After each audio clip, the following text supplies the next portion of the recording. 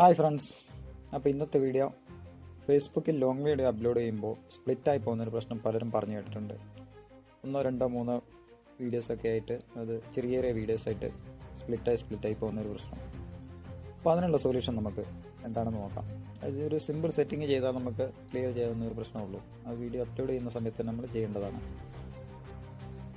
അപ്പോൾ അതെങ്ങനെയാണ് ചെയ്യുന്നത് നമുക്ക് നോക്കാം.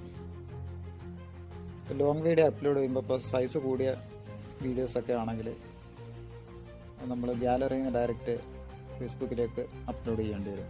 ഫേസ്ബുക്കിൽ ചിലപ്പോൾ സെർച്ച് ചെയ്താൽ കിട്ടില്ല നമുക്ക്. അപ്പോൾ ആദ്യം തന്നെ ഗാലറിയിൽ പോയിട്ട് നമുക്ക് പോസ്റ്റ് ചെയ്യേണ്ട വീഡിയോ നമുക്ക് സെലക്ട് ചെയ്യാം. അത് സെലക്ട് ചെയ്ത് നേരെ ഫേസ്ബുക്കിലേക്ക് സെൻഡ് ചെയ്ത് കൊടുക്കാം. ഓക്കെ, അപ്പോൾ ഫേസ്ബുക്കിൽ വന്നിട്ടുണ്ട്. ഇനിയിപ്പോൾ നമ്മളിവിടെ ക്യാപ്ഷനൊക്കെ കൊടുക്കാനുണ്ടെങ്കിൽ നമ്മുടെ ക്യാപ്ഷനൊക്കെ അവിടെ ടൈപ്പ് ചെയ്ത് കൊടുക്കുക. എന്നിട്ട് നെക്സ്റ്റ് ബട്ടൺ അടിക്കുക. അപ്പോൾ ഇനി നമുക്ക് ഇവിടെ ഹാഷ്ടാഗ് കൊടുക്കാണ്ട് ഹാഷ്ടാഗ് കൊടുക്കുക. കീഴിൽ ഷെഡ്യൂൾ ചെയ്യാം.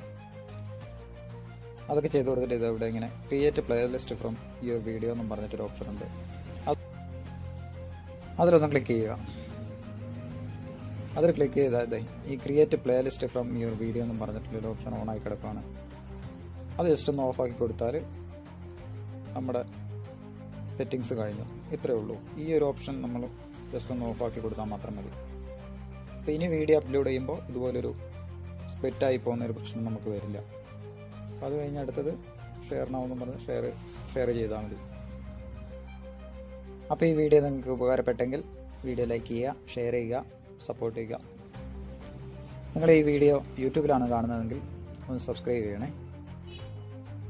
വീഡിയോ ഇഷ്ടപ്പെട്ട കൂട്ടുകാർക്കായിട്ടൊന്ന് ഷെയർ ചെയ്ത് കൊടുക്കണേ. Thank you.